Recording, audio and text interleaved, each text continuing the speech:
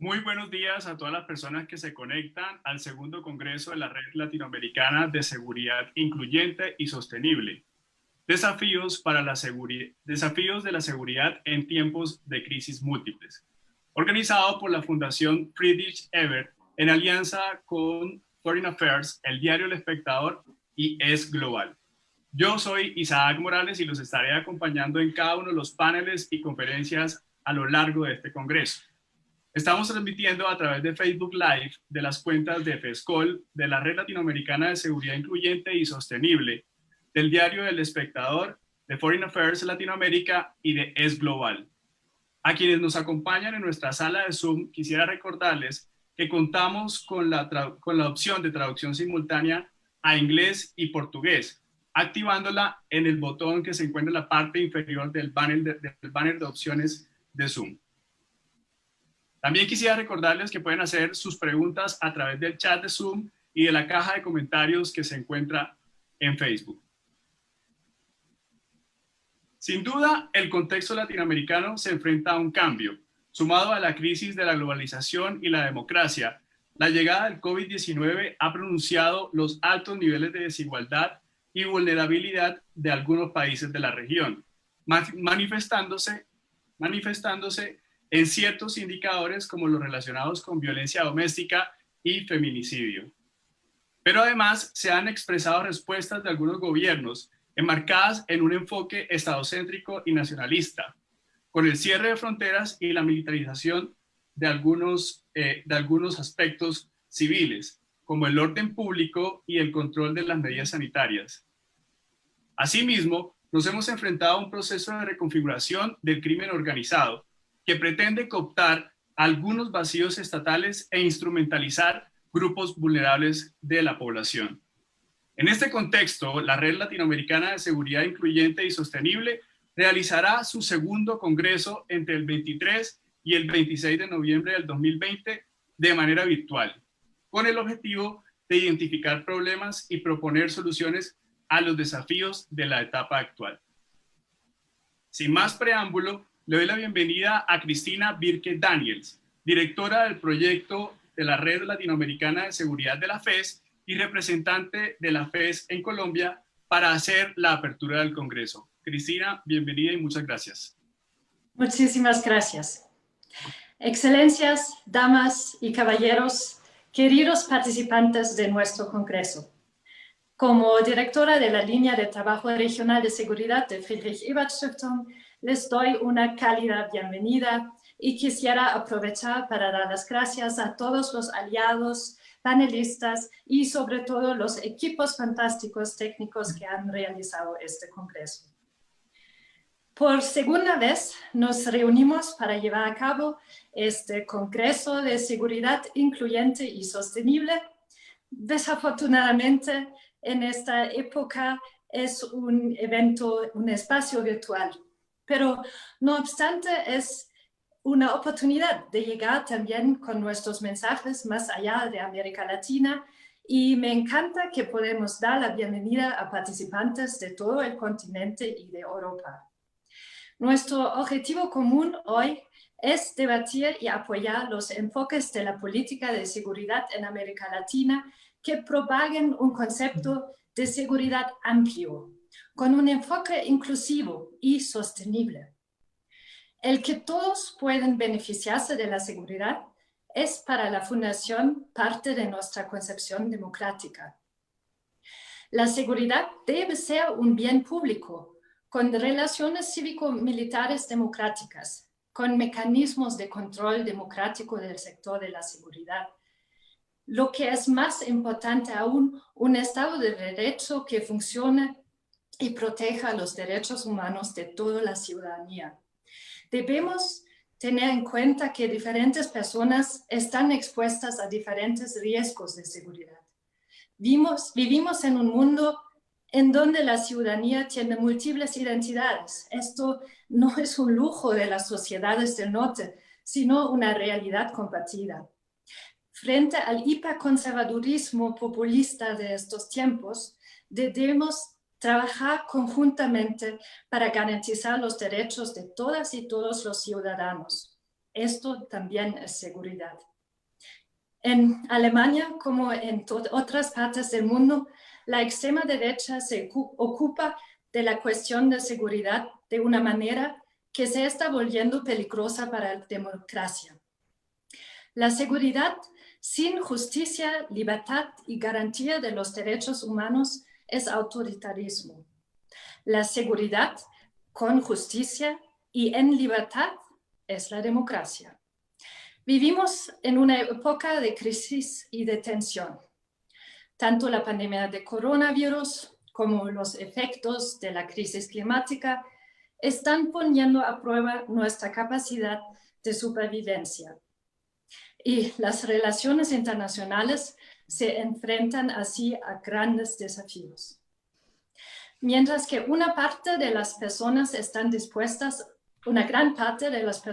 están dispuestas a sacrificar sus propios derechos y libertades para mejorar las condiciones de salud pública, los gobiernos tienen que reaccionar de manera responsable y deben tener cuidado de tomar medidas razonables y no autoritarias para luchar contra la enfermedad.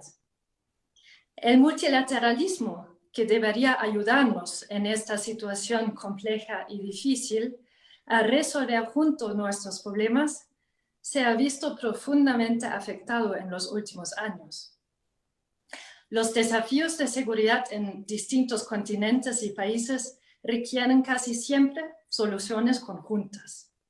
Me gustaría aprovechar esta oportunidad para agradecer a todos y todas las panelistas de distintos países que debatirán con nosotros durante los próximos 4 días.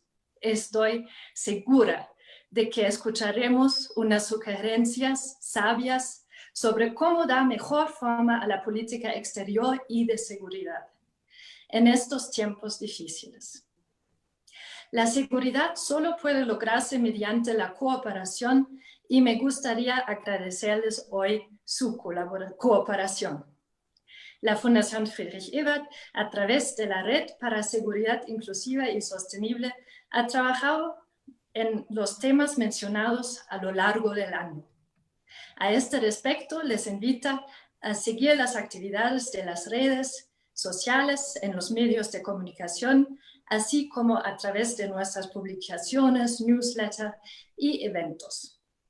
No habrá soluciones simples para las crisis complejas. Solo lograremos conseguir una seguridad cooperativa, inclusiva y sostenible en América Latina y el mundo si trabajamos de manera conjunta. Ahora me gustaría expresar mi agradecimiento una vez más y de manera exclusiva a 2 personalidades políticas que abren esta emocionante semana con nosotros.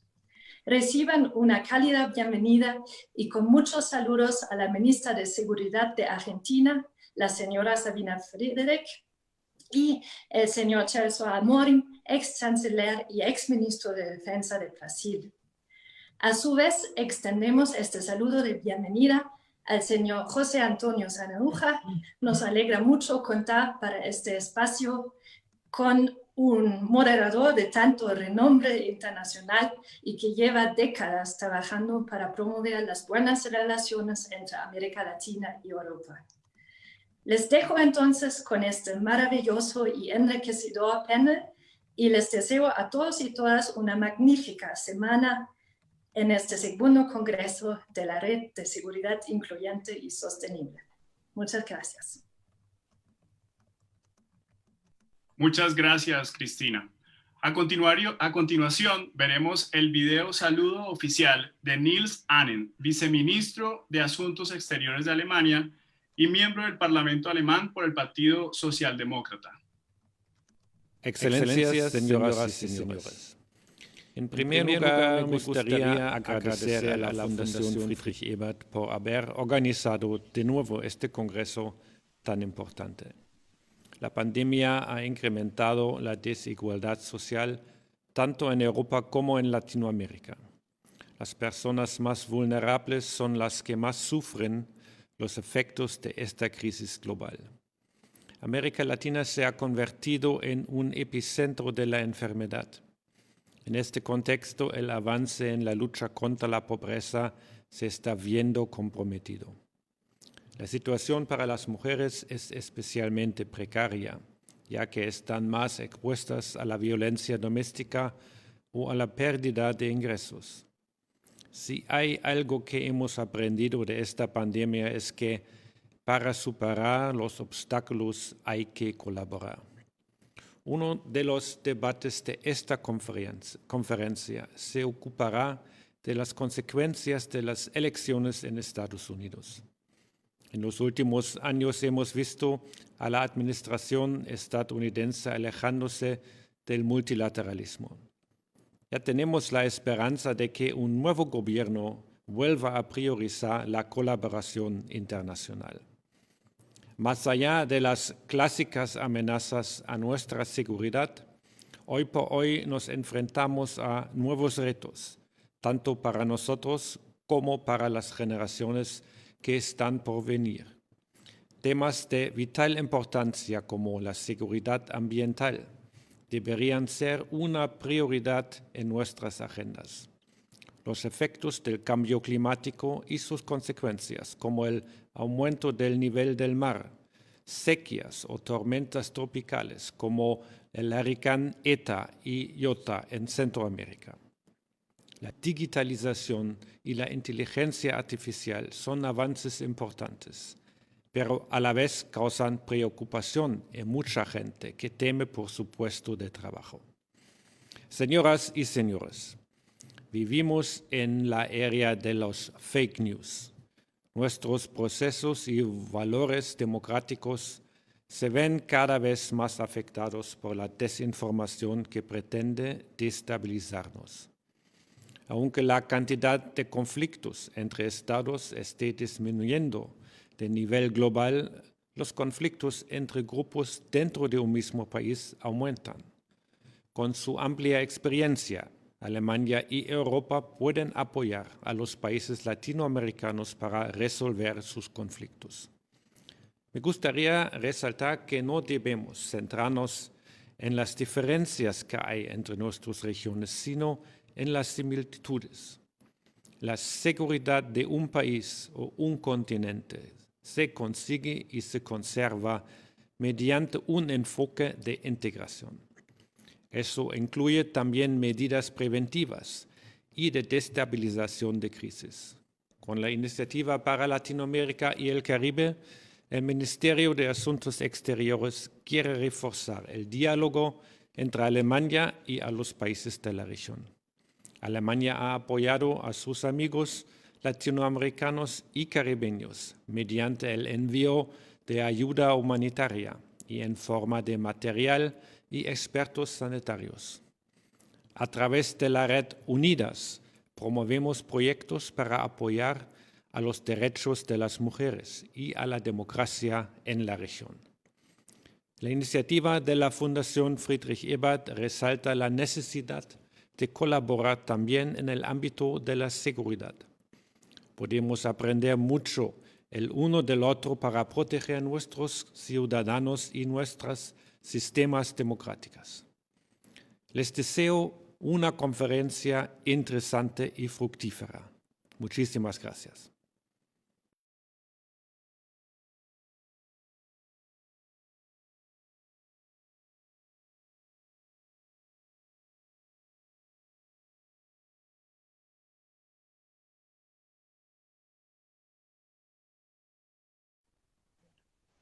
Bueno, para entrar en materia, hemos invitado a José Antonio Sanaúja, director de la Fundación Carolina de España, quien será el moderador de una conversación entre dos personas que, además de estar en la política, son expertas en temas de seguridad y defensa.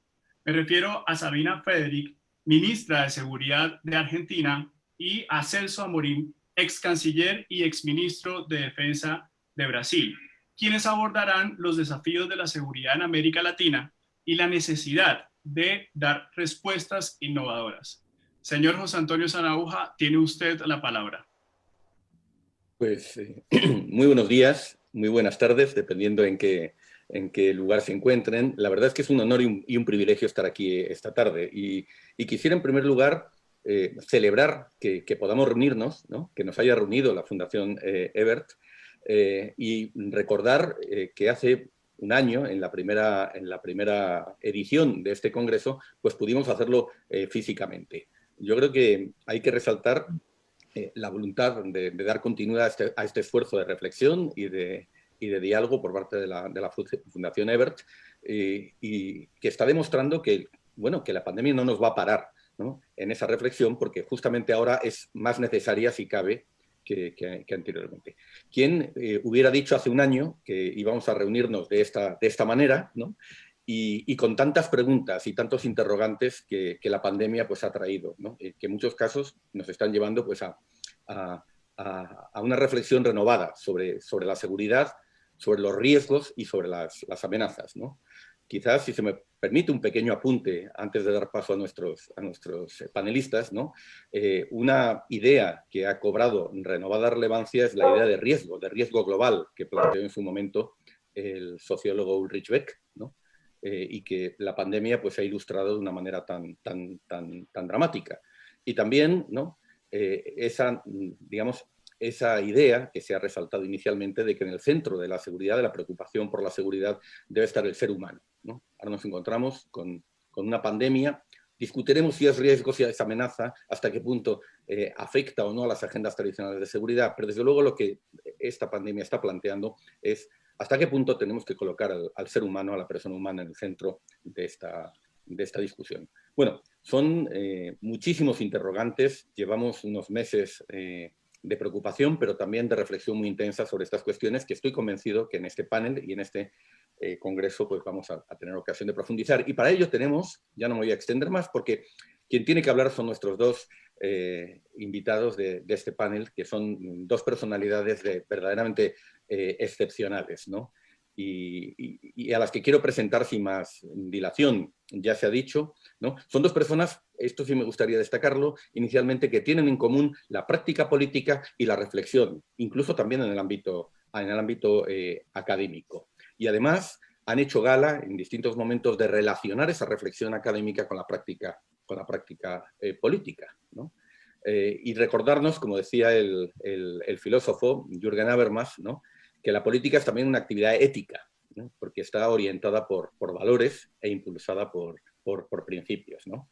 Permítame, en primer lugar, presentar en el orden en el que van a intervenir a Sabina Frederick, ¿no?, que, como ya se ha señalado, es actualmente la ministra de Seguridad de la República Argentina desde el 10 de diciembre de 2019. Entre 2009 y 2011 fue subsecretaria de Formación del Ministerio de Defensa de la Nación de la Argentina, y tiene una larga trayectoria en el abordaje, ¿no?, de cuestiones como el papel de las fuerzas de seguridad, las políticas públicas en materia de seguridad.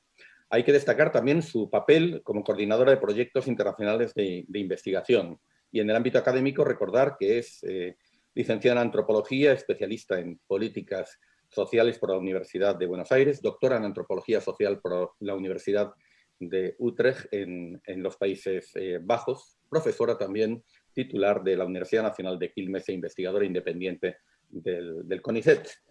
Tenemos también con nosotros a Celso Amorín, que es diplomático de carrera, ha sido ministro de Relaciones Exteriores de Brasil, el que más tiempo ha tenido en esas funciones hasta la fecha, entre 1993-94 y después entre 2003 y 2010 como ministro de Asuntos Exteriores, y como ministro de Defensa entre 2011 y 2014.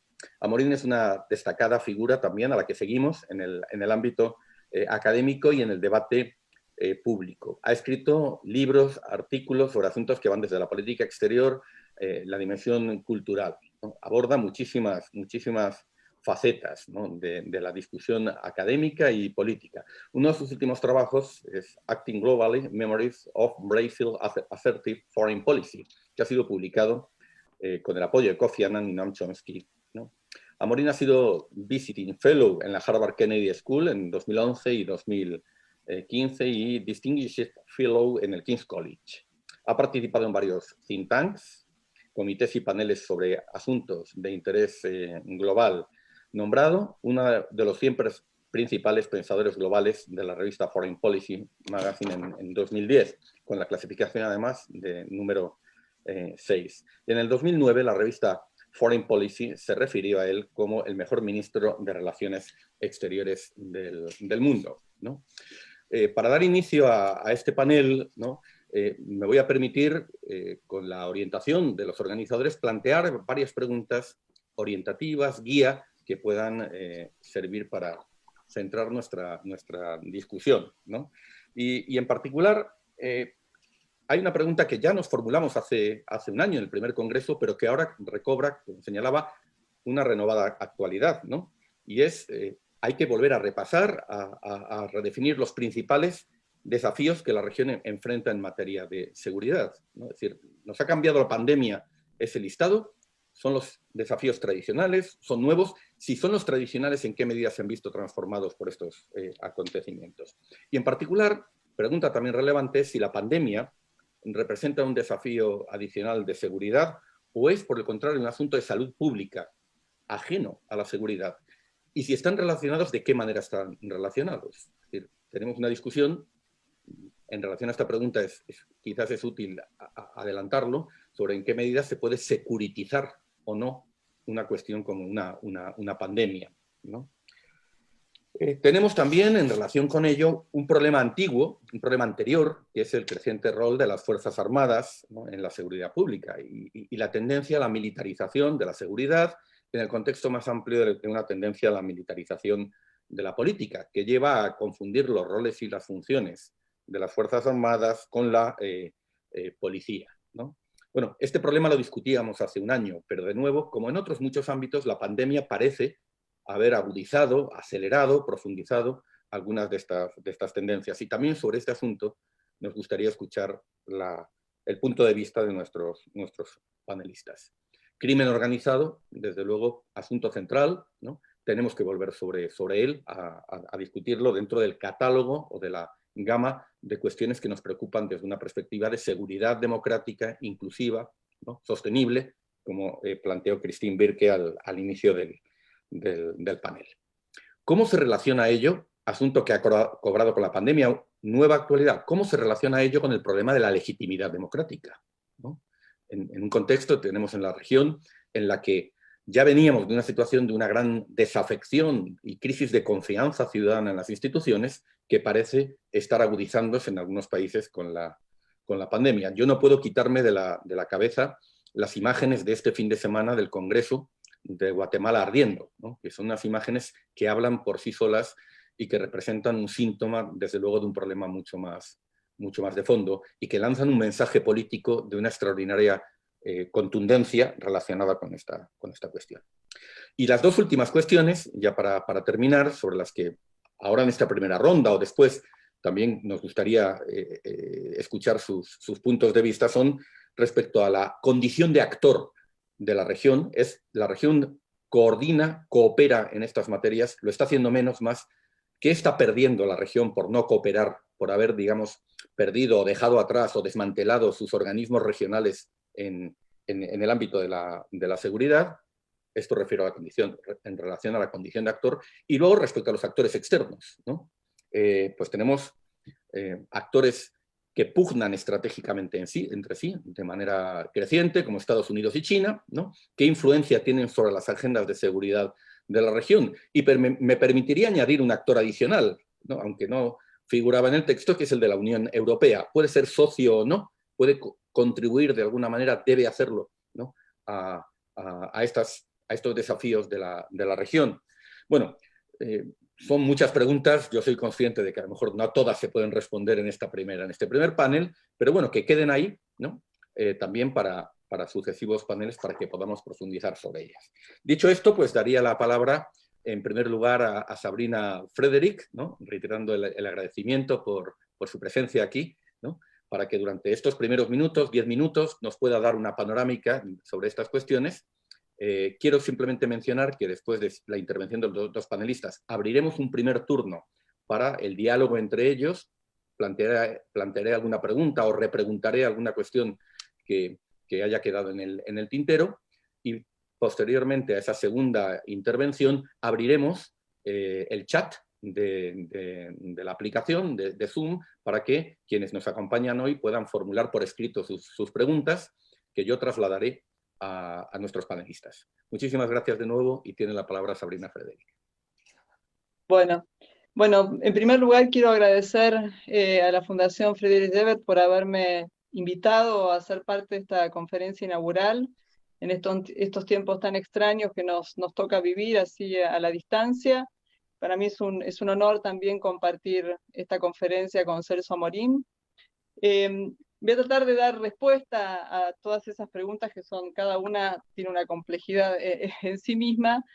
En primer lugar, creo que hay un punto clave acá para resaltar, que es la diversidad que hay en la región, en América Latina. Yo creo que es importante dar cuenta de esa diversidad. Los países que integran la región tienen muchas características en común. Hay un sistema de intercambios muy fluidos de personas, comercio, pero también hay diversidades culturales, políticas que creo que es importante tener en cuenta. En ese sentido, y para darle un contexto general a las preguntas que José Antonio ha formulado y que nos invitan a reflexionar, quiero señalar la especificidad que tiene la Argentina en cuanto a su sistema de seguridad. La Argentina es un país federal que cuenta con 24 jurisdicciones, provincias. Cada provincia tiene su policía y hay un Ministerio de Seguridad de la Nación, que es el que yo conduzco en este momento, que tiene 4 fuerzas federales a cargo, que suman unos 90.000 efectivos. La ley de seguridad interior en la Argentina, que es de principios de los 90, se combina con la ley de defensa nacional, que es de fines de los 80, y que establece y delimita muy claramente, se ha convertido en una política de Estado en Argentina, las funciones de sus Fuerzas Armadas y las funciones de sus fuerzas de seguridad. Esto quiero aclararlo porque en el contexto en el que nos puso la emergencia sanitaria, la pandemia, la Argentina hizo uso de sus fuerzas policiales, provinciales y de seguridad para controlar la circulación, que fue una de las políticas, entre muchas otras, no securitarias, por cierto, que desarrolló el Estado Nacional. Me voy a centrar un poco en esa pregunta y luego sigo por otras de índole un poco más general. En Argentina la pandemia, está claro, desató medidas que, como decía, que pusieron a las fuerzas de seguridad en un lugar central. Los controles a la circulación, el cierre de las fronteras, la repatriación y expatriación de turistas que estaban en la Argentina en su momento, tuvo a las fuerzas de seguridad provinciales y federales ocupando un lugar central. Esa excepcionalidad, ¿no? Ese poder excepcional que se le dio a las fuerzas de seguridad, fue un poder acotado en el tiempo. Y eso, digamos, dependió de los decretos que sucesivamente el presidente de la Nación firmó entre marzo y noviembre de este año. Es decir, hubo momentos en los que las fuerzas de seguridad tuvieron un rol más estricto, hubo causas penales que se iniciaron a quienes faltaban a las medidas que se tomaban para evitar la circulación, y eso generó, por cierto, episodios de violencia institucional que quedaron acotados en el tiempo, y digamos que hasta el mes de agosto tuvimos que lamentar episodios de ese tipo. Pero las Fuerzas Armadas no tuvieron un lugar en el control de la circulación, tuvieron un lugar importante en la logística, en el abastecimiento, en la provisión de herramientas que otras instituciones del Estado Nacional no pueden realizar. Pero en Argentina, para que el papel de las fuerzas de seguridad y de las Fuerzas Armadas estuviera acotado durante la pandemia, fue fundamental el rol que tuvieron medidas que se tomaron durante los primeros meses de la emergencia sanitaria, de subsidios a 9 millones de personas, trabajadores informales, trabajadores de la economía popular, empleadas domésticas que no podían concurrir a sus respectivos trabajos y fueron asistidos por el Estado Nacional. Hubo también un sistema de subsidios a las empresas y a los trabajadores formales, y eso contuvo en gran medida la situación durante los meses más complejos. Es decir, con este ejemplo quiero reforzar una idea, que es que no hay desecuritización sin el papel central que cumplen otras áreas del Estado, las áreas de desarrollo social, las áreas de trabajo, las áreas de salud, las áreas de mujeres en nuestro caso, es decir, las áreas de justicia. Es decir, es muy importante, yo creo, para llevar adelante este desafío de la desecuritización, el fortalecimiento de otras áreas del Estado nacional y de los estados provinciales. Para dar de alguna manera cierre a esa pregunta sobre la pandemia. Nosotros hace menos de un año que estamos en el gobierno. El presidente Alberto Fernández inició su gestión en diciembre, hubo 3 meses normales, para llamarlo de una manera, y luego se inició el proceso de emergencia sanitaria por la expansión del COVID-19. En Argentina lo que uno nota, y yo creo que es algo que es un fenómeno que se puede ver en otros países de la región para encontrar elementos en común, es la extinción del papel central de la justicia. Nosotros verificamos en Argentina que hay una demanda de seguridad sin justicia. Una demanda de seguridad que tiene a los ministerios de seguridad y a las policías como actores centrales, menospreciando el papel de los procesos penales en la determinación de las sanciones que correspondan a quien comete un delito.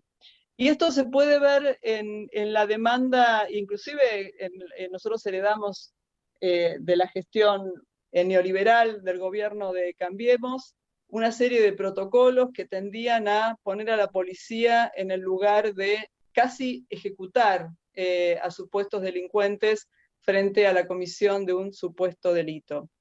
Y esta demanda no cesó, aunque se terminó el gobierno de Cambiemos, la demanda todavía existe y hay una tarea ahí pedagógica de quienes gobernamos para devolverle a la justicia el lugar que debe tener en un Estado de Derecho, y por supuesto también eso implica, ¿no?, reformas en el sistema de justicia para que la justicia tenga tiempos normales, ¿no?, en su capacidad de dar sentencia a determinados hechos que ocurren y que sufre la población.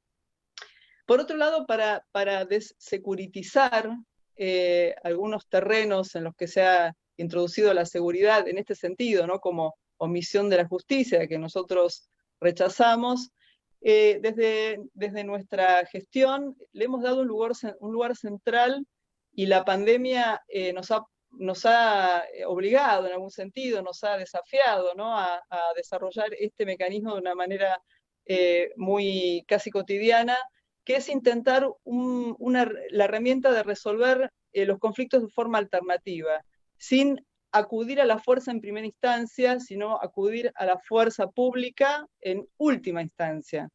Durante toda la emergencia sanitaria y aún hoy, se han suscitado infinidad de conflictos, muchos de ellos asociados a la circulación de productores, a la circulación de trabajadores, pero también tenemos conflictos de más larga data, que son anteriores, mucho más, digamos, que tienen décadas, como es, por ejemplo, los conflictos que tienen los pueblos originarios en Argentina, conflictos de tierras, muchos de ellos, que nos han obligado y nos siguen obligando a intentar el mecanismo del diálogo y de la negociación y del acercamiento, es decir, volver a darle a la política, ¿no?, en un sentido de acercamiento de posiciones, también un lugar importante en las áreas de seguridad. Y esto es algo que nosotros lo ejercitamos cotidianamente, nos lleva mucho tiempo, no tiene rédito político, porque hay muchos conflictos que no se ven, justamente porque hay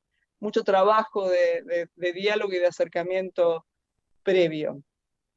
El otro desafío que para nosotros también es muy importante en el modo en que se administra la fuerza y se da seguridad, es el fortalecimiento de las capacidades de investigación y análisis criminal de las policías y de las fuerzas de seguridad. Nosotros lo desarrollamos en particular con los 90.000 efectivos que nos dependen, pero también transmitimos a las provincias que tienen sus propias policías la importancia de darle mayor entidad a esta dimensión, que significa que la policía no solo actúa frente a la flagrancia del hecho, sino que debe actuar fundamentalmente en articulación con el Poder Judicial, con mayor capacitación para poder desarrollar investigaciones que permitan desbaratar organizaciones criminales, que no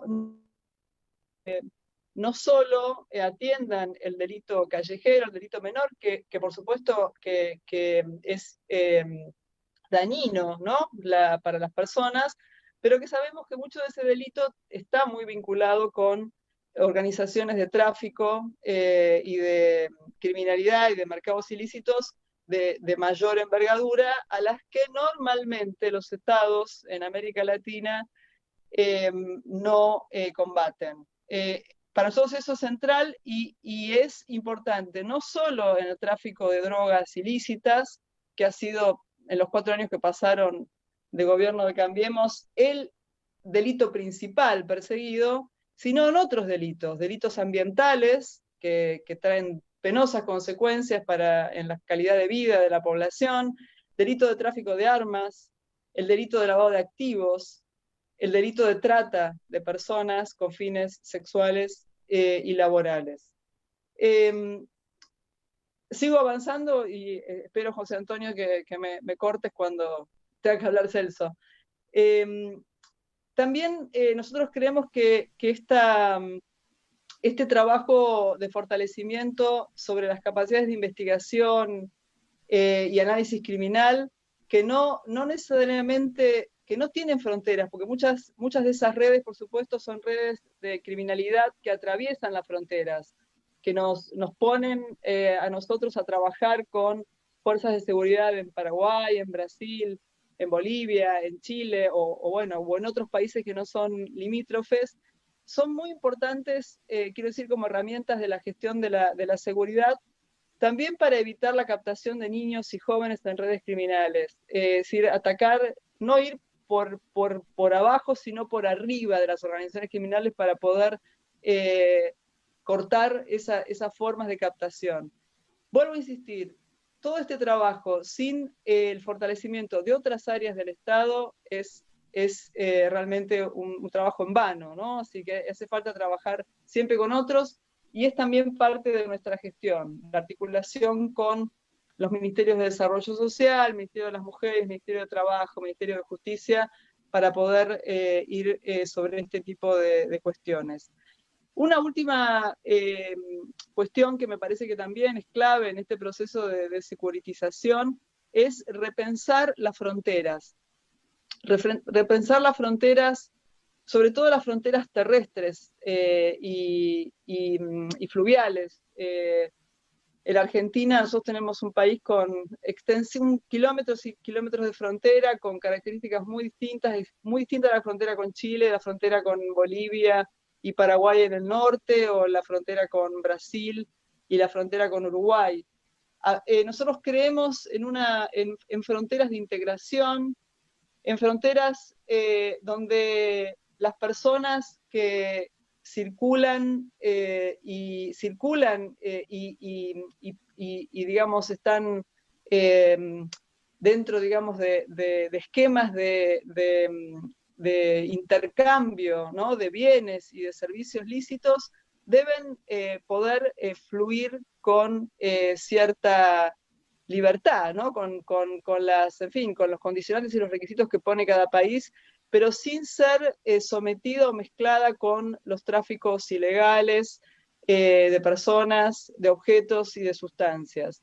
Nosotros tenemos un programa de inversión en las fronteras se inicia en este mes, durante todo el próximo año, en 8 pasos fronterizos para mejorar la infraestructura, el equipamiento y facilitar el tránsito de las personas que, bueno, tienen por supuesto fines que hacen al bien común. Solo para cerrar y dar lugar a las palabras de Celso, que seguro tiene cosas más interesantes para decir que yo, por su larga experiencia y su trayectoria también, que creo y un poco a la última pregunta tuya, José Antonio, que me parece muy relevante. Nosotros en estos 11 meses de gestión nos encontramos con por supuesto, instrumentos de cooperación entre las policías. Interpol, particularmente para nosotros, es realmente un mecanismo muy profesional y muy, digamos, trabaja con mucha celeridad.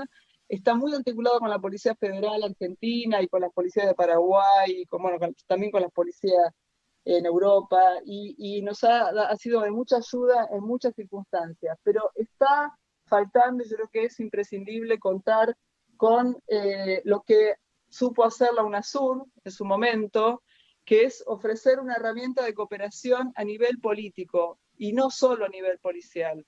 Y me parece que esa cooperación no debe estar solo centrada en, por supuesto, digamos, es algo importante, sin duda, que esta cooperación contribuya a identificar redes internacionales de crimen y de ilícitos, pero también es importante, me parece, para conocer mejor las políticas de seguridad y otras políticas que coadyuvan a la seguridad en los países de la región. Me parece que esa cooperación es central, y esa cooperación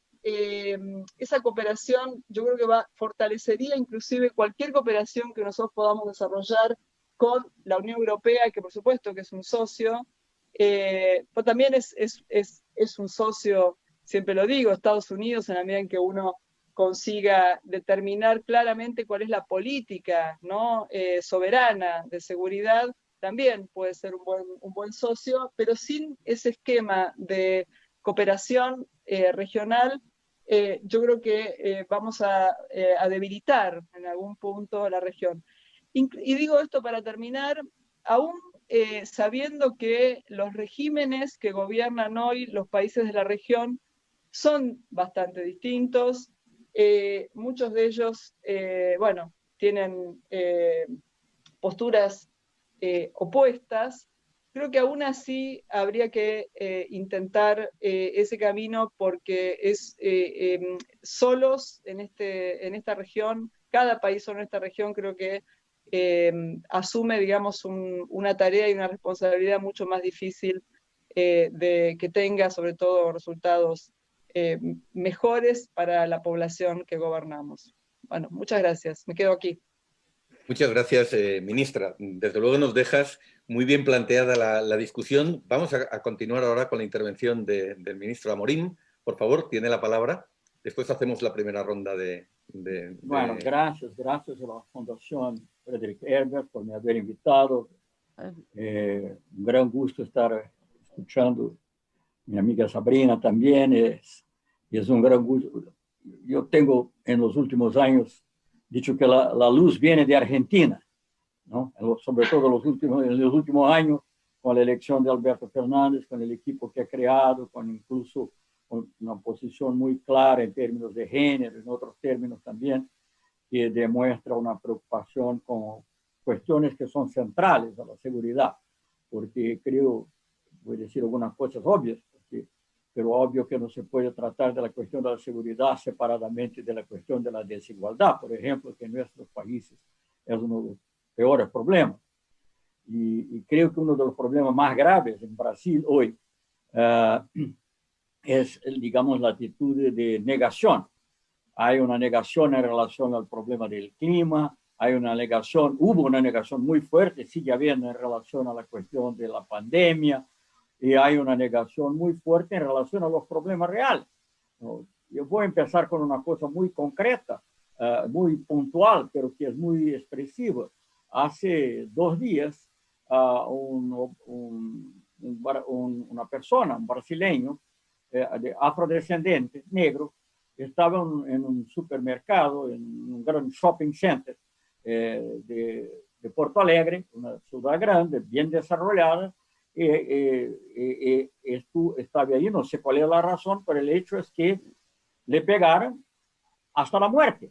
Fue un caso muy parecido con el de George Floyd en Estados Unidos. Entonces, y ahí es obvio que en eso hay un problema de desigualdad social, no sé cuáles fueron las razones que estuvieron ahí inmediatas, pero de todas maneras hay un problema de desigualdad social, pero hay también un problema muy grave de racismo en Brasil. Y bueno, como se ha dicho tantas veces por filósofos, por psicólogos y por otros, que el primer paso para resolver un problema es reconocerlo como un problema, ¿no? Si uno no reconoce que existe el problema, no lo resuelve. Y nosotros tuvimos la ocasión de escuchar al vicepresidente de la República decir que no hay racismo en Brasil, que eso es falso, es algo utilizado por la izquierda. Y después escuchamos también lo que es más grave, porque pasó casi 10 minutos de su discurso en el foro de los BRICS, el presidente diciendo nuevamente que no hay racismo, que todo esto es una maniobra de los que quieren dominar el país, dividir el pueblo. Bueno, no es la visión del pueblo negro en Brasil. Yo no soy, tengo algún contacto y veo que fue una cosa de gran choque, de gran conflicto. No estoy solamente subrayando eso, porque, digamos, aunque haya sido ministro de Defensa, y voy a hablar un poco de eso, obviamente con eso tenía alguna relación con el problema de la seguridad, pero también fui, en algún momento se cogitó de mi nombre para ser gobernador de Río de Janeiro. Yo al final no quise, pero tuve alguna involucración en estudiar los temas, y es obvio que si uno no resuelve los problemas básicos de la desigualdad, de la pobreza, de la salud, de todos los problemas que tienen que ver con la seguridad humana, en un sentido más vasto, no hay cómo resolver la cuestión de seguridad pública. No estoy diciendo ni desconociendo que hay una dimensión específica, quizá, en que las policías, fuerzas de seguridad tienen que estar presentes, pero si uno no tiene una visión que los problemas reales, que la raíz de los problemas está en esas desigualdades sociales, en esos desequilibrios sociales, uno no va a resolver nada, va a aumentar siempre el nivel de represión sin obtener resultados, ¿no? Además de lo que se está viendo, se está asistiendo en Brasil en varias áreas. Pero bueno, eso es un aspecto. Me parece que es un aspecto central. Pero como Sabrina tocó también la cuestión de la división de tareas entre las Fuerzas Armadas y la policía, voy a mencionar un poco cómo es en Brasil, porque me tocó directamente tratar de algunos aspectos como ministro de Defensa. En tesis, las Fuerzas Armadas no tienen que ocuparse de seguridad pública, que para inicio no está en la esfera federal, salvo los considerados crímenes federales, como es el narcotráfico, algunos lavados de dinero, pero en la gran mayoría de los casos está en la esfera de los estados, de las provincias. Estados, porque en Brasil es una unión de estados federales. Y dentro de los estados lo que hay son las fuerzas de seguridad pública. Hay una gran discusión hoy en Brasil, ya hace algún tiempo, sobre el carácter excesivamente militarizado de las policías en Brasil, que es una herencia, en parte por lo menos una herencia de los tiempos de la dictadura, y que tiene no solo, se refleja en la estructura, que es una estructura un poco copiada de la estructura de las Fuerzas Armadas, en las policías estaduales, pero sobre todo en la filosofía. Creo que lo más grave es la filosofía, porque la verdad es que hay una policía civil también que para investigación, y ella también no es menos violenta que la policía militar, y en Estados Unidos hemos visto también escenas de la policía de los estados, que tampoco es militarizada en el sentido que es la nuestra, y tampoco se resuelve el problema. Pero sí hay un problema muy grave, en mi opinión, que es de la filosofía de una policía militar. Ella tiene un enemigo. Las personas que están al margen de la ley o cerca de ello, y las áreas grises son muy frecuentes, y es muy común que una persona inocente sea muerta o directamente o como efecto colateral de las cosas, pero en gran parte eso viene de la visión que la policía militar tiene un enemigo. Si uno mira la manera como son entrenadas, a la manera como se comportan, incluso en sus ejercicios físicos, ejercicios conjuntos, se ve que hay una visión contra el enemigo. ¿Y quién son los enemigos? Los enemigos son los pobres, los negros. Claro, quizá también los que están en el crimen, los criminosos. Pero vuelvo a decir, como en Brasil eso es algo muy, incluso físicamente, muy mezclado, hace todo muy difícil y el hecho hace con que, por ejemplo, la proporción de personas muertas por la policía, los negros están mucho más allá, como están también mucho más allá en las prisiones, los cárceles, como también además en Estados Unidos, ¿no? Pero en Brasil, con los niveles de pobreza son más grandes, esto es más grave. Entonces, eso es otro problema. En tesis, vuelvo a decir, las Fuerzas Armadas, que son, hay una policía federal, pero es una especie de FBI, digamos, ¿no? Guardadas las debidas proporciones, es una policía que no va a ocuparse directamente de las cuestiones de seguridad pública. Pero las Fuerzas Armadas, que en tesis tienen como misión la defensa del país, pero hay alguna abertura que es la permisión que las Fuerzas Armadas participen del orden público cuando hay una demanda específica, o mejor diciendo, cuando hay una falla total de los órganos provinciales, de los órganos locales, estaduales. En tesis, hay muchas salvaguardas para que eso no sea utilizado de manera errada. Por ejemplo, yo como ministro de Defensa, varias veces, cuando hay situaciones como, por ejemplo, eventos como la Copa del Mundo o la preparación en los Juegos Olímpicos, ya no era yo, pero no sé si está me siguiendo, la internet no está muy buena, pero de todas maneras.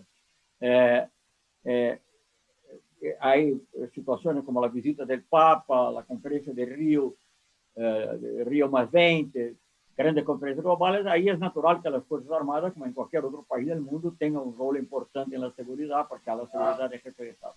Pero en otros casos de seguridad pública, en principio, no debería tener, salvo cuando el propio gobernador del Estado dice que sus fuerzas ya no son capaces de tratar con la situación. Eso ocurrió en Brasil con alguna frecuencia, entre otras razones, por el hecho que se permitió, quizá es un error, pero esto es algo que ha pasado, que las policías estaduales, las policías pueden estar también en huelga.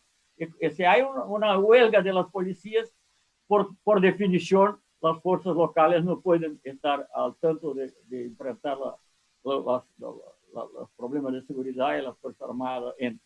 Yo creo que eso es una cosa que tendría que ser utilizada con gran moderación.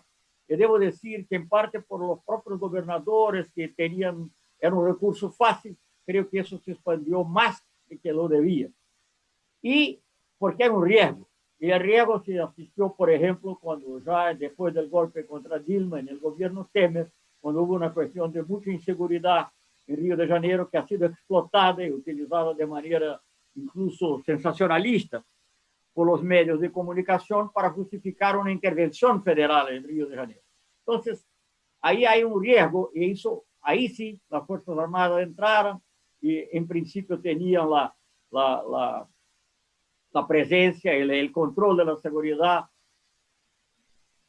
Y lo que era un gran riesgo, pienso yo, incluso político. Al final las cosas caminaron en otro sentido, no fue eso la causa principal de la situación que tenemos hoy de Bolsonaro. Pero sí puedo decir que, por ejemplo, en términos de la seguridad específica de Río de Janeiro, las cosas no se pasaron bien, las Fuerzas Armadas no actuaron bien. Es suficiente decir que todos escucharon hablar de la consejera municipal María Elvis Franco, que era negra, mujer negra que ha sido asesinada, estaba ahí en las fuerzas federales, y nada, no se descubrió nada, no llegó al final la investigación, no sé si algún día se va a llegar. Entonces, para demostrar que la Fuerza Armada Federal no es una buena sustitución para una policía profesional. una policía de investigación profesional que tiene que hacer las cosas. Claro que todo eso es muy difícil en la democracia, mantener el control de las fuerzas de seguridad, pero eso no, es algo esencial. Bueno, yo creo que, digamos así, esos son dos de los puntos esenciales que quería mencionar. Digamos, primero, la desigualdad de raza, de género, de clase, que existe como el factor principal de la inseguridad en un país como Brasil. Eso, en cuanto no se ataca eso de manera fuerte, eso no es objeto de ataque, no se tendrá seguridad en las grandes ciudades de Brasil. Uno ve el crecimiento de la policía, el crecimiento de la utilización de armamento pesado, y los problemas también están aumentando. Entonces, esa es una cuestión. La otra cuestión, que es muy importante desde el punto de vista de la democracia, es de marcar muy bien el rol de las policías locales y locales, que sean, dependiendo de la naturaleza del país, federal, unitario, que sea, pero el rol de la policía, que tiene que ver más bien con la seguridad pública, y el rol de la Fuerza Armada. Sí, ministro, si puede esto, breve, para que podamos tener después también tiempo termine, por favor, pero le pedía un poquito de brevedad para poder pasar después de otra ronda. No, para mí está bien, no tengo necesidad de hablar nada más. Bueno, muchas gracias, ministro. No quería interrumpirle, sino simplemente pedirle un poquito más de brevedad. No, solamente para terminar. Por favor. Es importante terminar con ese razonamiento. Es que es importante hacer la separación el Fuerzas Armadas y la policía, como se hace en Argentina, se hace en teoría en Brasil, pero eso tampoco es decisivo, porque como vimos, por ejemplo, en Bolivia hace un año, las fuerzas que apoyaron el golpe inicialmente han sido fuerzas irregulares y la policía. Entonces, la cuestión es más compleja, pero todos que tienen armas tienen que estar bajo de vigilancia del poder civil, del poder democrático. Esa es la cosa más importante. Y no al revés, que es como ha pasado en nuestro país. Muchas gracias, ministro. Yo creo que han salido muchos aspectos. Intentaré al final hacer una síntesis recordando lo que es el propósito de este Congreso, ¿no? Que se trata de definir una concepción democrática, inclusiva y sostenible de seguridad, ¿no? Desde un punto de vista progresista, y hacerla descender a las políticas concretas y a las realidades concretas que estamos enfrentando. Pero hay dos aspectos que han aparecido que me parecen interesantes y sobre los que yo les pediría una ronda adicional, antes de dar paso a las preguntas de nuestros participantes, algunas de las cuales ya ha aparecido en el chat. Yo les animo, por cierto, a quienes quieran hacerlo, a irlas poniendo ya. Una de estas cuestiones tiene que ver con la desigualdad, pero hay un factor añadido que ha aparecido en la intervención del ministro Amorín.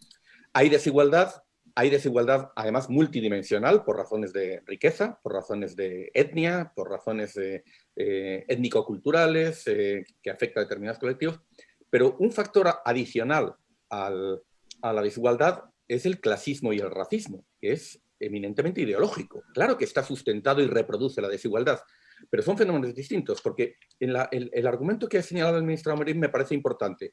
Buena parte de las ideologías punitivistas que está esgrimiendo la extrema derecha y los partidos más conservadores en América Latina, que se oponen a una concepción democrática de la seguridad, claro que parten de una situación de desigualdad multidimensional, pero además se apoyan en y alimentan y profundizan el racismo y el clasismo. Entonces la pregunta es, también desde una concepción progresista, democrática e inclusiva, ¿no deberíamos incorporar también como elemento justamente hacer frente a estos rasgos, a estos elementos ideológicos, ¿no? Primera cuestión. La segunda también ha aparecido en las dos intervenciones y además tiene ecos con lo que hemos visto con las movilizaciones del Black Lives Matter en los Estados Unidos, y es la paulatina militarización de la policía.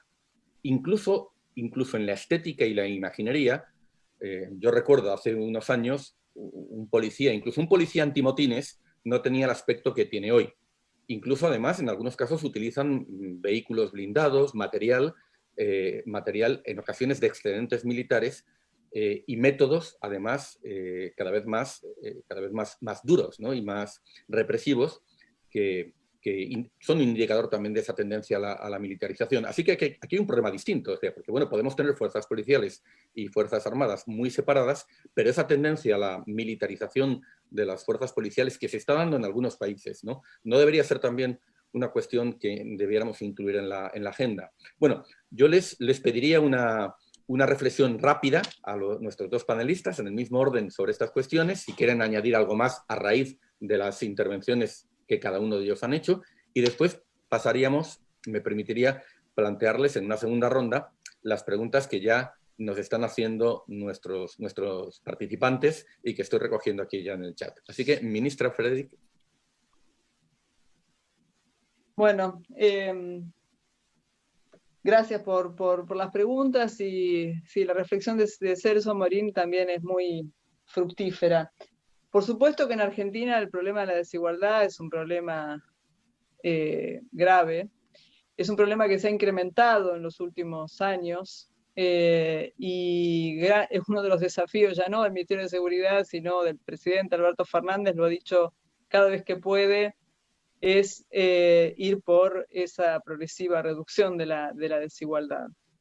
Y la inseguridad y los problemas de seguridad están ligados indirectamente al problema de la desigualdad, aunque sabemos que hay otras variables que también coadyuvan para incrementar esos niveles de violencia. En Argentina el racismo existe, también es negado, tal vez más que en Brasil. Es muy difícil que en Argentina se reconozca esta problemática, son pocos quienes se refieren al racismo. Nosotros tenemos un Instituto Nacional contra la Discriminación que ha intentado poner este tema en agenda, pero no es un tema fácil. En Argentina no existe la categoría mestizo, ¿no? Es decir, hay una invisibilización y una reducción del racismo al clasismo muy grande, que también es bastante difícil de reconocer. Yo creo que este es un gran desafío, un gran desafío que requiere de instrumentos que exceden, insisto, que exceden el campo de la seguridad, que muchas veces uno encuentra a los propios afectados por las prácticas racistas y clasistas reproducir ese discurso. No solo los sectores ajenos, ¿no? Digamos, a la violencia que genera la discriminación, o sea, no solo los victimarios, sino muchas veces las víctimas. Y ese es el gran desafío. Yo creo que nosotros tenemos que pensarlo desde diferentes puntos de vista, sobre todo en contextos de extrema desigualdad y en un universo, en un clima social en donde, me parece que promovido en gran medida por el neoliberalismo, que es la idea de la salvación individual, ¿no? La pérdida de la relación al otro como camino para construir, ¿no? un futuro y un presente mejor. Por otra parte, respecto de la militarización de las policías, yo vuelvo un poco al argumento de mi breve exposición. En Argentina, en estos últimos meses, en lo que va de nuestra gestión, nosotros hemos eludido esa militarización de la policía, la hemos intentado sortear y hemos tratado de que la intervención de las fuerzas de seguridad en el control de la circulación sea principalmente practicado como cuidado, como protección, como un mecanismo más de cuidado sanitario de la población. Por supuesto que acá hay ambigüedades, no las voy a eludir, pero ese ha sido un poco el propósito y el semblante que le hemos dado, y lo hemos reforzado con una política de cuidado hacia las fuerzas de seguridad. Yo creo que esto también es una deuda del llamado progresismo en el terreno de la seguridad, que es tomar a los integrantes de las fuerzas de seguridad como trabajadores y trabajadoras particulares, con sus especificidades, sus riesgos, sus sacrificios, y darles a ellos también una política de cuidado que nosotros hemos desarrollado tanto en el plano sanitario como salarial, recomponiendo estructuras salariales con muchos componentes de su salario negro. En fin, creo que ese también eso es una deuda del progresismo. Y vuelvo sobre este argumento, decía, del lugar que tienen la justicia y la política en la seguridad. no es posible. La militarización normalmente es vista como un reforzamiento de las capacidades de ejercicio arbitrario de la fuerza.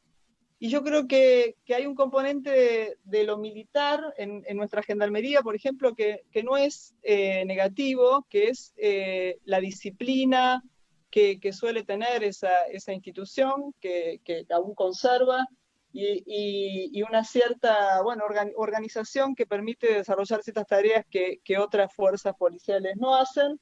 Y nuevamente el lugar de la justicia. Me parece que seguridad, fuerzas de seguridad sin justicia, sin una justicia que funcione en forma articulada, haciendo su parte, es imposible el Estado de Derecho, ¿no? Yo creo que hay que volver sobre ese punto para correr el papel de las fuerzas policiales militarizadas o ejerciendo un poder discrecional. Muchas gracias, ministra. Ministro Amorín, tiene la palabra para responder a estas cuestiones. Bueno, yo ya más o menos hablé de estas cuestiones, no tengo mucho a añadir, salvo quizás dos cosas. Una, que claro que los países son distintos unos de los otros. Yo diría que en Brasil la cuestión racial es una cuestión central, absolutamente central para la democracia, para el Estado de Derecho, para la igualdad social. Y creo que lo mismo pasa, quizá no tanto con afrodescendientes, pero con población indígenas en otros países de América Latina, pero en algunos también con afrodescendientes. Pero en Brasil, la situación, no que no exista problema con los indígenas, existe mucho, pero digamos, en términos globales del país, la cuestión con afrodescendientes es más fuerte y el prejuicio social es más fuerte, es más evidente. Bueno, porque por la razón de la herencia de la esclavitud. Entonces, uno ve un negro, sabe que es descendiente de esclavos. Y entonces, todo ese racismo que ya existía en las clases dominantes del tiempo de la monarquía en Brasil, de la esclavitud, siguió y de alguna manera se reforzó con la inmigración europea. Lo lamento decir, por mis abuelos son uno de España, otro de Portugal, pero la verdad es que eso se reforzó y hoy es muy fuerte, y hoy es utilizado. Y creo que hay también una agravación de todo eso, es que no hablamos aquí, pero quizá no sería muy largo, pero es muy difícil hablar de todas esas inseguridades que existen, que son ligadas a la cuestión de desigualdad, pero están ligadas con el sistema capitalista. El sistema capitalista, se habla del neoliberalismo como si el neoliberalismo fuera una cosa totalmente abstracta, pero el neoliberalismo es la forma actual de existencia del sistema capitalista. El neoliberalismo que llegó a una globalización absurda en términos de finanzas, en términos de muchas otras cosas. Pero no voy a entrar en eso. Pero ¿por qué digo eso? Porque claro que es muy importante tener acciones afirmativas, distribución de ingresos como tuvimos en Brasil, el Bolsa Familia, otras cosas así. Pero el sistema crea de nuevo, recrea, si puedo decir así, la desigualdad. Entonces, es necesario comprender que para tener una sociedad más justa, y creo que la pandemia lo demostró eso claramente, tenemos que aumentar el espacio público. Las personas tienen que entender que eso es necesario en salud, en educación, pero en algún caso también en infraestructura, en creación de empleos, etc. Entonces, esa es una cuestión que creo que es muy importante, incluso que fundaciones como la Fundación Frederick Ebert vean, porque esa es la desigualdad. Bueno, hay otros aspectos que me gustaría hablar un poco más. Quizá cuando usted habló, José Antonio, en relación al incendio del Congreso en Guatemala, difícil no pensar en el incendio de Reichstag, ¿no? Es difícil no pensar que eso pueda ser una provocación para justificar más represión. Entonces también hay que ver esas cosas de esta manera, pero eso es un aspecto político. ¿Por qué digo eso? Porque hablamos mucho del retraso de nuestra élite, de las élites conservadoras en nuestro país, que son las que se ven ahí en Argentina, en Brasil, en todas partes, y la situación, digamos, de paroxismo que tenemos hoy en Brasil en relación a eso. Pero esas élites no sobrevivirían sin el apoyo del gran capital internacional, de las élites internacionales. Entonces, eso es algo muy importante. Vamos a ver, usted ha mencionado ahí en un contexto la elección en Estados Unidos, puede ser que a corto plazo Estados Unidos no van a cambiar, obviamente, pero a corto plazo pueden tener un efecto positivo en la situación de países como Brasil. Muy corto ahí sobre eso. Bueno, sobre la justicia, solamente una palabrita, que en Brasil una otra tragedia, que la propia justicia perdió mucho de la credibilidad por la manera como actuó con el lawfare, ¿no? Con la utilización política de la justicia en contra de los gobiernos progresistas y a los políticos progresistas. Esto es una otra historia, pero tiene que ver también con la seguridad individual, la seguridad de poder tener sus opiniones políticas, la seguridad de poder trabajar por la reforma social necesaria en nuestro país. Y la integración, última palabra, que Sabrina habló, y yo no puedo dejar de hablar, obviamente, estuve muy involucrado con eso, pero es esencial para nosotros estarmos juntos, incluso para actuar en el gran tablero internacional. Tenemos que América Latina, América del Sur especialmente, que tiene mucho más en común quizás, pero también con abertura para América Latina y Caribe, estarmos juntos. Teníamos ahí el Consejo de Defensa, estábamos haciendo un consejo también para la parte de seguridad pública, seguridad ciudadana, como llamaban en Colombia, para la salud, por ejemplo, que es la seguridad humana. Teníamos un instituto ejemplar para la cooperación, para comprar medicamentos y cambiar informaciones. Todo eso se fue con la ideología neoliberal y con la ideología de la extrema, que se combinó con la ideología de extrema derecha en Brasil, por lo menos, que está en otros países. Muchas gracias, ministro. Tenemos unas preguntas, desde luego, muy interesantes que los participantes nos han hecho. Yo he tratado también de agruparlas, ¿no? Y hay tres, ¿no?, que tienen que ver con esta última cuestión. En parte ya se han respondido, pero en parte no. Justamente con la integración regional, la cooperación y la concertación regional en materia de seguridad, ¿no? Nos dice Eduardo Larco, ¿no?, que su pregunta tiene que ver justamente con la ausencia de integración regional y el hecho de que ello crea condiciones para que otros organismos, como la OEA, puedan irrumpir con agendas que son ajenas, que son externas, ¿no? En particular, como en el caso de Bolivia, la OEA pues, tuvo un papel, esto ya lo conocemos de sobra, un papel que quizás no hubiera sido el que fue si la región hubiera tenido mecanismos regionales fuertes para hacer frente a esas intromisiones. Ruth Diamint, la profesora Ruth Diamint, a quien aprovecho para saludar, ¿no?, nos dice que si UNASUR ha fracasado, ¿no?, ¿cuál será entonces el esquema que debe promover esa cooperación, esa integración regional? Bueno, estoy reproduciendo textualmente su pregunta, que en cierta forma es una afirmación que yo tampoco comparto, ¿no? UNASUR no fracasó, la hicieron fracasar, si se me permite introducir esta apreciación, pero bueno, yo transmito la pregunta tal y como la profesora Diamant la ha planteado. Y Marco Robledo nos plantea también esta cuestión, es decir, cómo reconstruir los marcos regionales para la cooperación. Sé que son tres preguntas relacionadas sobre esa cooperación regional que algo ya se ha mencionado, pero hay otras que también quisiera plantear para que puedan ir dando respuesta nuestros panelistas en esta siguiente ronda, ¿no? Una tiene que ver, una de las preguntas que nos plantean tiene que ver justamente, la plantea Sophie Junial, a si estamos hablando de militarización de la policía o un incremento de la intensidad de la fuerza que aplican, ¿no? Entonces, a ver qué opinan ustedes sobre esto. José Urquizo nos pregunta sobre nos plantea dos preguntas, ¿no?, que puedan extenderse un poquito más sobre los nuevos roles que están asumiendo las Fuerzas Armadas, de manera general, y en particular sobre las llamadas amenazas híbridas, que digamos que han ido emergiendo en la agenda de seguridad internacional y cómo han de abordarse desde la región. Pablo Celi, ¿no?, nos recuerda en su intervención, también aprovecho para saludarle, que, bueno, que el incremento de los conflictos sociales exige replantear, profundizar y precisar el concepto de seguridad como un asunto esencialmente político, como ha dicho además la ministra Federic.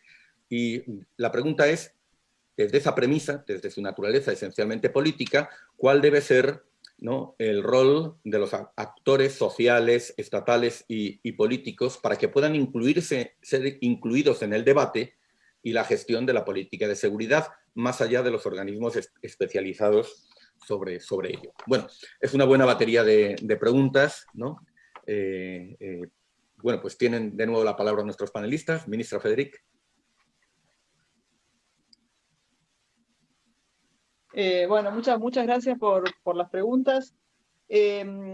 Respecto de la cuestión de la integración regional, sí, comparto que ha habido, ¿no?, intenciones de hacer fracasar a la UNASUR, y eso ha debilitado no solo la integración, sino también la soberanía, ¿no?, de nuestros estados nacionales en la región. Así que ha tenido un doble impacto, ¿no?, que es lo preocupante, ¿no?, sobre todo lo segundo, como se ha visto, sobre todo en el caso de Bolivia, pero no solo ahí.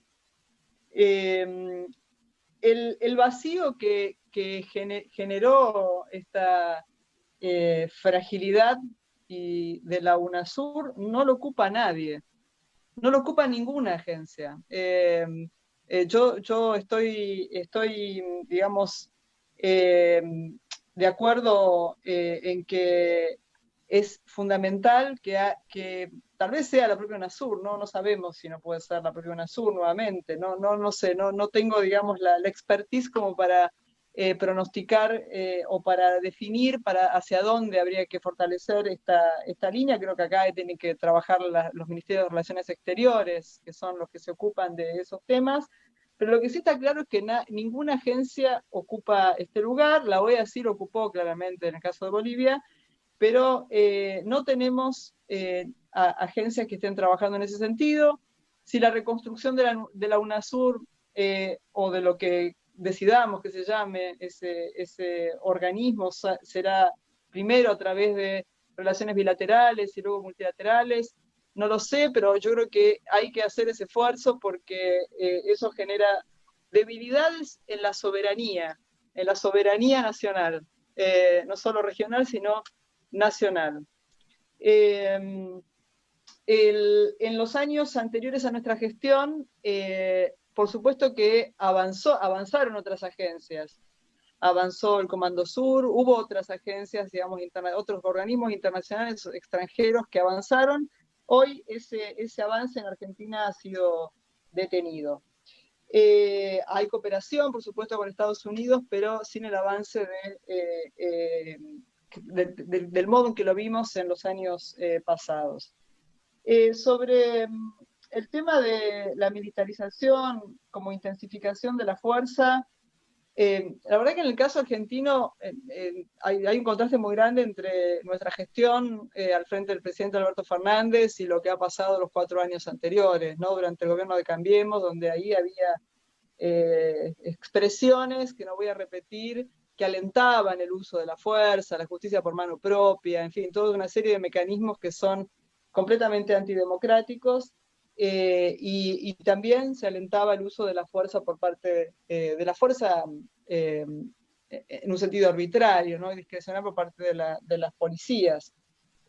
Nosotros nos ocupamos de que esto sea lo más controlado posible.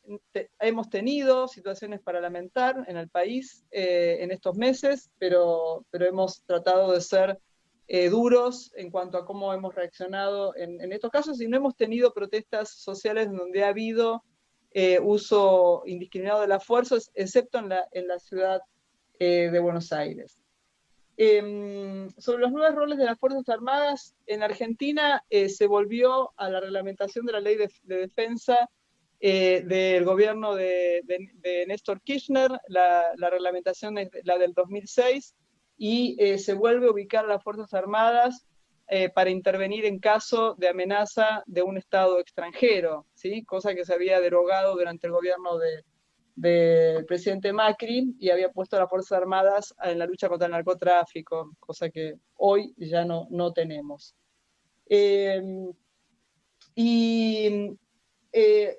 Luego, sobre el tema de lo que yo mencionaba, que me parece que se refiere a la última pregunta, para darle intervención a la sociedad civil en la seguridad, en la gestión de la seguridad, yo creo que el lugar central es el de la prevención y la resolución alternativa de conflictos. Y ahí nuestro trabajo durante estos 11 meses ha sido vincularnos con organizaciones sociales, con organizaciones que representan a pueblos originarios, a productores, a trabajadores golondrina, trabajadores migrantes, a organizaciones de migrantes, y tratar de tener contacto con esas organizaciones y usarlas, digamos, para recuperar su voz y su posición y sus intereses, y tratar así de llegar a puntos de acuerdo que permitan bueno, el desarrollo de actividades con las restricciones que ha establecido el aislamiento y el distanciamiento social que fijó el gobierno nacional.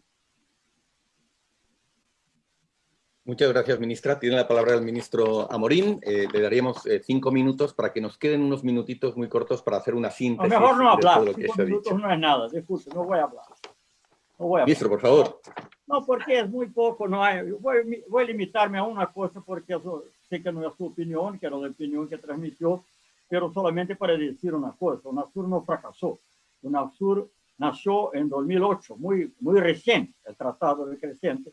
Tuve como 7, 8 años, después empezó una ofensiva justamente de los defensores del neoliberalismo que no quieren la integración de América del Sur. Lo que se ve hoy es la fragmentación de América del Sur, total, ¿no? Entonces, quedo muy contento que el gobierno de Bolivia, democráticamente electo, con una gran mayoría, una de sus primeras acciones internacionales es volver a UNASUR. Claro que son muy pocos, es necesario hacer una cosa más fuerte, eso va a depender del tiempo, dependerá de la evolución.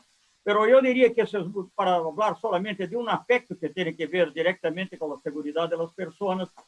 La más gran amenaza a la seguridad de las personas es la guerra.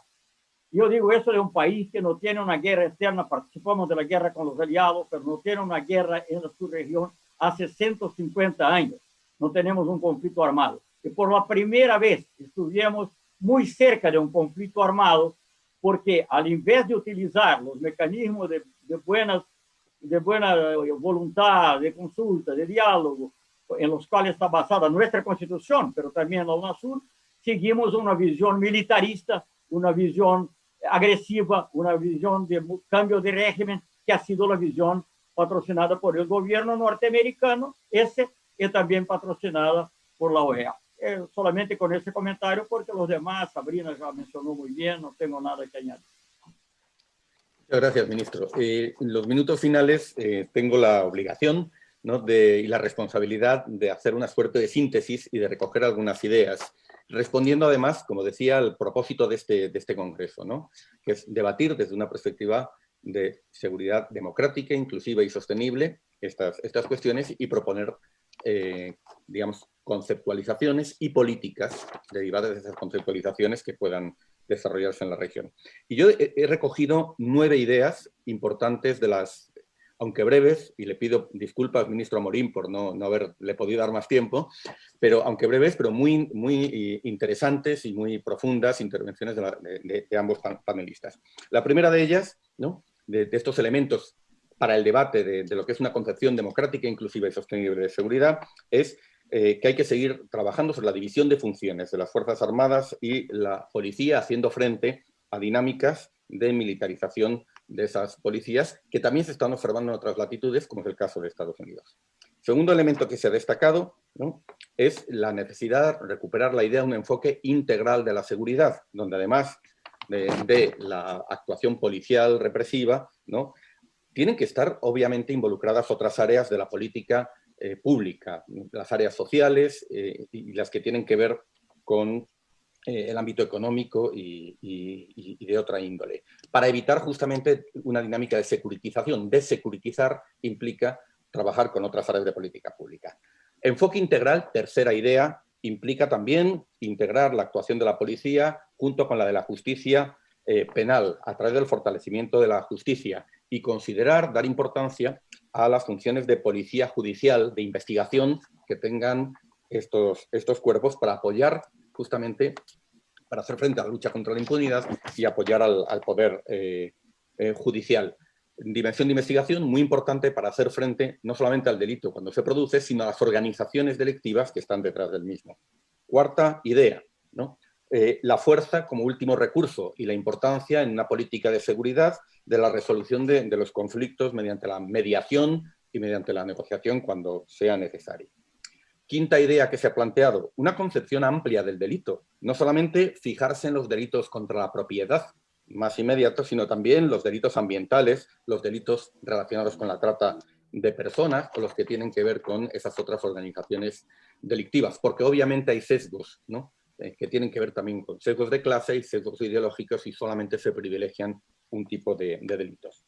Sexta idea que se ha planteado, repensar las fronteras, ¿no? Las fronteras como espacio para ser desecuritizado y convertirlos en espacios de cooperación, ¿no? A través de una mayor integración y cooperación de las fuerzas de seguridad para que permitan las fronteras, por su naturaleza, pues el intercambio, ¿no? Y la comunicación. Séptima idea, ¿no?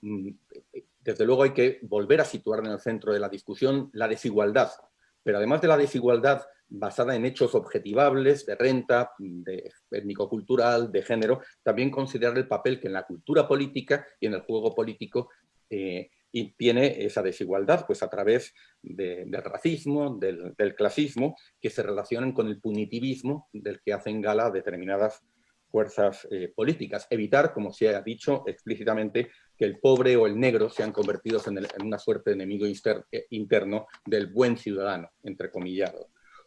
Octava idea, la importancia fundamental de la cooperación y la integración regional, no solamente por la naturaleza transnacional de muchos de los riesgos y de las amenazas que requiere de esa cooperación para que puedan ser enfrentados. Me venía a la mente esa frase de nuevo de Ulrich Beck: si la seguridad es nacional, no será. Y la seguridad nacional es un concepto zombie, nos decía Ulrich Beck. Para ser seguridad tiene que ser necesariamente cooperativa. Y hoy la política realista en materia de seguridad, la verdadera realpolitik, es cooperativa y cosmopolita, porque si no, no podrá llevar a éxito. Claro, no solamente por esto, sino también por un imperativo de autonomía regional, de recuperación de la soberanía frente a las agencias y los actores externos. Y finalmente, noveno aspecto que se ha mencionado, la importancia, ¿no?, de una concepción de democracia deliberativa, de la deliberación pública con distintos actores sociales para que el debate de seguridad sea más amplio y llegue a acuerdos más consensuados y goce de una mayor legitimidad social. Espero, de una manera muy sintética, no haberme dejado nada fuera, tanto de las intervenciones muy útiles, que agradezco de nuestros participantes, de las preguntas que nos han hecho. Nos quedarían un par de minutos por si la ministra o el ministro quieren hacer alguna apostilla, alguna puntualización a esta pequeña síntesis. Yo lo voy a dejar a Morín, que hable primero. No, para mí está bien, ya hablé bastante, ya está suficiente, ¿no? Me agarró, muy importante escuchar lo que está pasando en Argentina, porque, como dice, Argentina es hoy, ¿cómo se dice en español? Farol, es the lighthouse para América Latina. ¿Ah? El faro para América Latina. Entonces, es muy importante. Y aquí,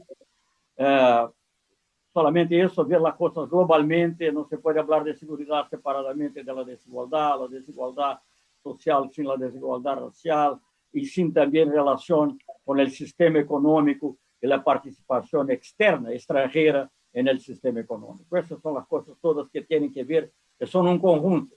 Por eso es muy difícil a veces hablar de una manera muy puntual. Claro que es necesario tener cosas muy puntuales también, pero eso es el único comentario. Pues con estas palabras del ministro, que de nuevo pues agradezco, terminaríamos este primer panel. Según estoy viendo en el reloj, nos hemos mantenido plenamente en la hora prevista, que es la 1:30, ¿no? De nuevo, muchísimas gracias, y por mi parte también un agradecimiento. Ha sido un placer y un verdadero privilegio poder estar esta tarde o esta mañana con ustedes. Muchas gracias. Muchas gracias, José Antonio. Muchas gracias, ministra Sabina Frederick, al ministro Celso Amorín y a la moderación del señor José Antonio Sanaúja, como dijimos al principio, director de la Fundación Carolina en España. Definitivamente son muchos los desafíos de seguridad en América Latina, cada país con sus particularidades y algunos aspectos en común. Y pues muchísimas gracias a los ministros que participaron con sus reflexiones, a los que definitivamente hay que asumir una mirada mucho más integral de la seguridad. Así finalizamos nuestro primer espacio del segundo Congreso de la Red Latinoamericana de Seguridad Incluyente y Sostenible, Desafíos de la seguridad en tiempos de crisis múltiples. Un evento que es organizado por la Fundación Friedrich Ebert, apoyada por el diario El Espectador, Foreign Affairs y Es Global. Les recuerdo y agradecemos muchísimo a las casi 300 personas que estuvieron conectadas en los diferentes espacios del evento. Les recuerdo que volvemos a la 1:30 de la tarde con el primer panel, Seguridad, ¿qué es? Y varias reflexiones con un panel bastante nutrido. Muchísimas gracias.